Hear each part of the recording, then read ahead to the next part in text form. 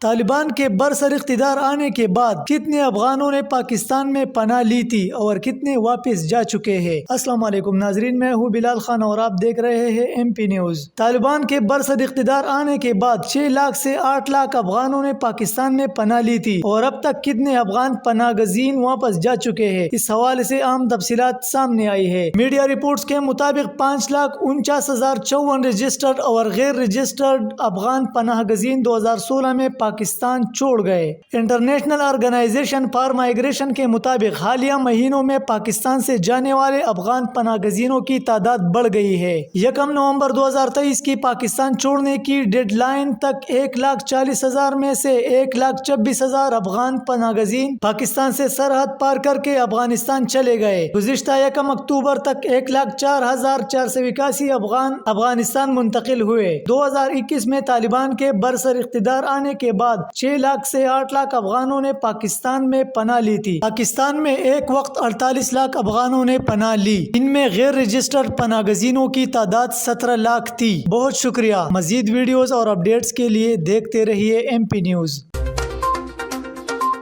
M P news Swat سمیت ملکی اور غیر ملکی خبریں آپ تک پہنچائے سب سے پہلے۔